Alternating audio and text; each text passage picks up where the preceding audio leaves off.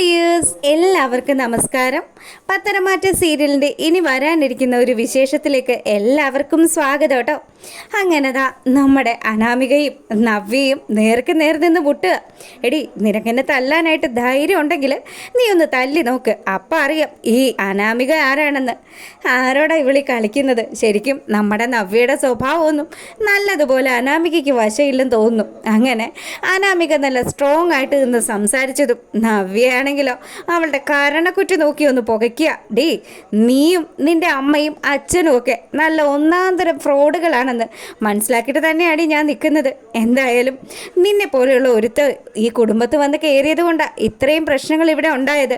ശരിക്കും പറഞ്ഞാൽ ആ വല്യമ്മയെ ആശുപത്രിയിലാക്കിയത് നീ അല്ലേടി എന്ന് ചോദിച്ചു. നവ്യത നമ്മുടെ അനാമികയെ പൊളിച്ചെടുക്കുക.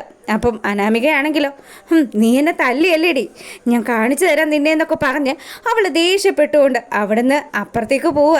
അപ്പോൾ ഉടനെ തന്നെ നമ്മുടെ നവ്യയാണെങ്കിലോ, ചെല്ല് ഇനി ഇപ്പോൾ പോയി പറയും പുനാരൻ അമ്മായിയമ്മയുടെ അടുത്ത് ഞാൻ തല്ലിയെന്നായിരിക്കും പറയുന്നത്. എന്തായാലും പറഞ്ഞാലും എനിക്കിനി ഒന്നും സംഭവിക്കാൻ പോകുന്നില്ല. ഇവളെ രണ്ടടി കൊള്ളേണ്ട ആവശ്യം ഉണ്ടായിരുന്നു.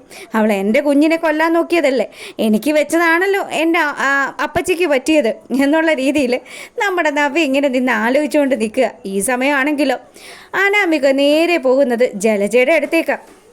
ജലജയുടെ അടുത്തേക്ക് ചെന്നിട്ട്, കണ്ടോ അപ്പച്ചിയുടെ മരുമോള് എൻ്റെ കരണത്തടിച്ചു. അയ്യോ, എന്താ മോളെ കേൾക്കുന്നത്?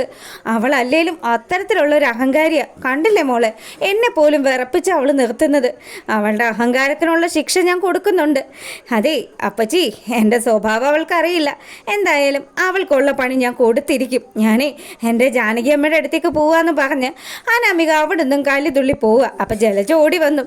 എന്തൊക്കെയാ നവ്യ നീ കാണിച്ചു കൂട്ടുന്നത്? നീ എന്തിനാ അനാമികയെ തല്ലിയത്? അതെ, പറയേണ്ട കാര്യങ്ങളെ പറയാവുള്ളൂ. അമ്മായിയമ്മേ, നിങ്ങൾക്ക് ഓർമ്മയുണ്ടല്ലോ ഞാൻ ആരാണ് എന്താണെന്നൊക്കെ. നിങ്ങളുടെ ഉടായ്പകൾ മുഴുവനും കണ്ടുപിടിച്ച മരുമോളല്ലേ ഞാൻ. അതുകൊണ്ട് ഇത്തരം പല സംഭവങ്ങളും ഈ വീട്ടിൽ അരങ്ങേറും. അപ്പം അതൊന്നും ചോദിക്കാൻ നിങ്ങൾ ഇങ്ങോട്ട് വരണ്ടെന്ന് പറഞ്ഞ് നമ്മുടെ നവ്യ ആ ജലജയെ ചൂലുപോലെ ഓടിച്ചു വിടുക. ഈ സമയം പരാതിപ്പെട്ട് തുറന്നുകൊണ്ട് നമ്മുടെ അനാമിക കരണമൊക്കെ തടവിക്കൊണ്ട് നേരെ വരിക നമ്മുടെ ജാനകിയുടെ അടുത്തേക്ക്. എന്തു പറ്റി മോളെ, എന്താ നിനക്കൊരു വിഷമം പോലെ? അമ്മ അറിഞ്ഞോ? ദേ എൻ്റെ കവിള് നോക്ക്, ആ നവ്യ തന്ന സമ്മാനമാണ്. അവളുണ്ടല്ലോ, അവളുടെ അനുജത്തെക്കുറിച്ച് ഞാൻ പറഞ്ഞു എന്നും പറഞ്ഞ് അവൾ എൻ്റെ കരണത്തടിച്ചു. എന്തൊക്കെയാണ് മോളെ ഞാൻ ഈ കേൾക്കുന്നത്? ഇതിപ്പം തന്നെ ഇതിനൊരു തീരുമാനമാക്കണം. അവളുടെ അഹങ്കാരം കുറച്ച് കൂടുന്നുണ്ടെന്നൊക്കെ പറഞ്ഞ് നമ്മുടെ ജാനകി കയറ് പൊട്ടിക്കുക. ഈ സമയമാണെങ്കിൽ നമ്മുടെ വേണുവും അതുപോലെ തന്നെ നമ്മുടെ രേവതിയും കൂടി ചില പദ്ധതികൾ തയ്യാറാക്കുക.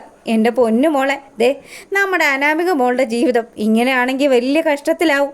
എത്രയും പെട്ടെന്ന് ആ വല്യപ്പനെയും വല്യമ്മയും അങ്ങ് തീർക്കണം. ഇപ്പം തന്നെ കണ്ടില്ലേ, ഏകദേശം 10-75 ലക്ഷം രൂപയുടെ സ്വർണ്ണവേ. എൻ്റെ ദൈവമേ, ആലോചിച്ചിട്ട് ഒരു സമാധാനവും കിട്ടുന്നില്ല. നമ്മുടെ മോള് മുഴുവനും പോയി അവിടെ നിന്ന് അടിച്ചു മാറ്റി ഇങ്ങോട്ട് കൊണ്ടുവരുമെന്നും പറഞ്ഞ് നമ്മൾ 2 പൊട്ടന്മാരും കൂടി കണ്ണിൽ എണ്ണ ഒഴിച്ച് കാത്തിരിക്കുകയല്ലേ.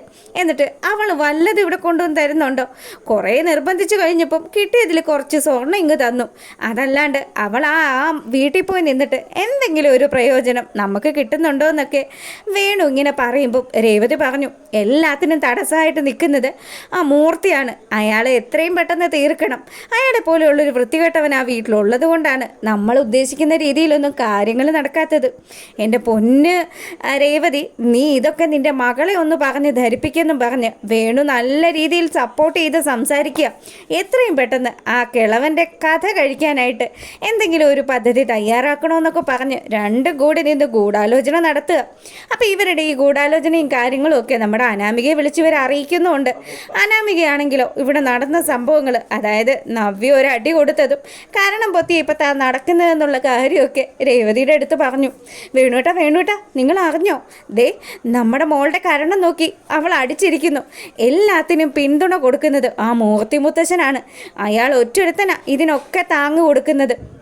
അയാൾക്ക് നയനയോടും നവ്യയോടും ഒരു പ്രത്യേക സ്നേഹമുണ്ട്. പക്ഷേ ഈ സ്നേഹമൊന്നും നമ്മുടെ മോളോട് ഇല്ലല്ലോ എന്നൊക്കെ രേവതി ഇങ്ങനെ പറഞ്ഞതും, അത് നമ്മുടെ മോളുടെ നിപ്പുവശം അങ്ങനെയാണല്ലോ. അവൾ ശരിക്കും പറഞ്ഞാൽ അവളുടെ കെട്ടിയോനായിട്ട് പോലും ടേംസിലല്ല. അപ്പം അങ്ങനെ ഇരിക്കുമ്പോൾ പിന്നെ എങ്ങനെയാണ് ഈ കാര്യങ്ങളൊക്കെ മര്യാദക്ക് പോകുന്നത്? അങ്ങനെ ഇവർ ഈ സംസാരവും കാര്യങ്ങളും ഒക്കെ ഇവിടെ നടക്കുമ്പോഴാണെങ്കിലോ മുത്തശ്ശനും മുത്തശ്ശിയും കൂടി കൊച്ചു വർത്താനമൊക്കെ പറഞ്ഞുകൊണ്ടിരിക്കുക. അങ്ങോട്ടേക്ക് നമ്മുടെ അനാമിക വന്നു. അതെ മുത്തശ്ശ, എനിക്ക് ഇന്ന് ഇതിനൊക്കെ ഒരു തീരുമാനം ഉണ്ടാക്കി തരണം. മുത്തശ്ശനാണെങ്കിൽ പതുക്കെ അവിടെ നിന്ന് എഴുന്നേറ്റു. എന്ത് പറ്റി മോളെ, എന്താ കാര്യം? അതെ മുത്തശ്ശ, എന്നെ നവ്യ തല്ലി. എന്താണെന്ന് മുത്തശ്ശൻ അറിയോ? നവ്യ നിന്നെ തല്ലിയെന്നോ? എന്തൊക്കെയാ മോളെ കേൾക്കുന്നതെന്ന് മുത്തശ്ശനും മുത്തശ്ശിയും ചാടി എഴുന്നേറ്റ് അനാമികയോട് ചോദിക്കുക. അതൊന്നും പറയണ്ട മുത്തശ്ശ, ഞാനാണല്ലോ ഈ വീട്ടിൽ അധികപ്പറ്റായിട്ട് വന്നത്. ശരിക്കും പറഞ്ഞാൽ ഈ വീട്ടിലെ ഈ അന്തസ്സിനും പാരമ്പര്യത്തിനും ഒക്കെ ഒത്ത് അങ്ങനെ വന്നത് ഞാനല്ലേ മുത്തശ്ശ.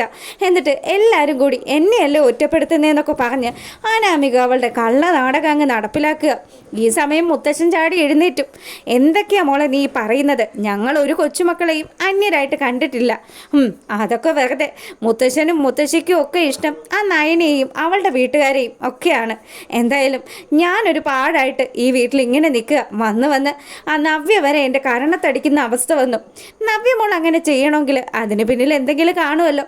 ഇദ്ദേഹം എന്തായാലും നവ്യയോടൊന്ന് ചോദിച്ചു നോക്കെന്ന് മുത്തശ്ശി അവിടെ നിന്ന് പറഞ്ഞത് അനാമികയ്ക്ക് തീരെയും പിടിച്ചില്ല. അനാമിക പറഞ്ഞു, അപ്പം ഞാൻ പറഞ്ഞതൊന്നും മുത്തശ്ശനും മുത്തശ്ശിക്കും ഒന്നും ഒരു വിശ്വാസവും ഇല്ലല്ലേ? അല്ലെങ്കിലും എനിക്കറിയാം ഇവിടുത്തെ എല്ലാ കാര്യങ്ങളും മുത്തശ്ശൻ്റെയും മുത്തശ്ശിയുടെയും തലവഴിയാണല്ലോ ഓടുന്നത്. ദേ ഇവിടെ എല്ലാ അംഗങ്ങൾക്കും അധികാരം ഉള്ളതുപോലെ തന്നെ എനിക്കും എൻ്റെ ഭർത്താവിനും ഒക്കെ അധികാരമുണ്ട്. അല്ലാതെ എല്ലാം നിങ്ങൾ കൊടുക്കുന്നത് നയനയ്ക്കും നയനയുടെ വീട്ടുകാർക്കും മാത്രമാണല്ലോ. ഇത്രയും കാലവും ഇതൊക്കെ കേട്ടിട്ടും കണ്ടറിഞ്ഞിട്ടും ഒക്കെ ഞാൻ പ്രതികരിക്കേണ്ടിരുന്നത് എന്താണെന്നറിയോ? ഇവിടെ ഒരു പൊട്ടിത്തെറി വേണ്ടാന്ന് വിചാരിച്ചിട്ടാ. പക്ഷേ ഇപ്പം എൻ്റെ നേരെയാണ് നവ്യ കൈ പൊക്കിയിരിക്കുന്നത്. അങ്ങനെയുള്ള സാഹചര്യത്തിൽ എനിക്ക് പ്രതികരിക്കാണ്ടിരിക്കാൻ പറ്റത്തില്ല. അതുകൊണ്ട് മുത്തശ്ശൻ ഇതിനൊക്കെ ഒരു തീരുമാനം ഉണ്ടാക്കണം. അല്ലെങ്കിൽ മുത്തശ്ശൻ ഇതൊന്നും ശരിയാക്കാൻ പറ്റുന്നില്ലെങ്കിൽ മുത്തശ്ശനെ എവിടെയെങ്കിലും പോയി ഏതെങ്കിലും ഒരു മൂലയ്ക്ക് ഒതുങ്ങിയിരിക്കണമെന്ന് പറഞ്ഞു. ഇവളുടെ സംസാരം കേട്ട് കഴിയുമ്പോൾ മുത്തശ്ശൻ അത് ഭയങ്കരമായിട്ട് ഫീൽ ചെയ്തു. അങ്ങനെ മുത്തശ്ശനാണെങ്കിലോ, എന്തൊക്കെയാ കുട്ടി നീ പറയുന്നത്? ഇത്രയും കാലമായിട്ടും അനന്തപുര തറവാട്ടിലെ ആനന്ദമൂർത്തിയുടെ മുന്നിൽ നിന്നും ഒരാളും ഇങ്ങനെയൊന്നും സംസാരിച്ചിട്ടില്ല. എന്തായാലും നീ മിടുക്കി തന്നെയാണ്, നീ മിടുക്കിയാണെന്നൊക്കെ പറഞ്ഞ് മുത്തശ്ശൻ ആ സങ്കടത്തിൽ നിന്ന് എന്തൊക്കെയോ സംസാരിക്കുക. അപ്പോൾ മുത്തശ്ശൻ്റെ ഈ ഒരു മട്ടും ഭാവമൊക്കെ കണ്ടു കഴിയുമ്പം ജാനകി അങ്ങോട്ട് ഓടി വന്നു.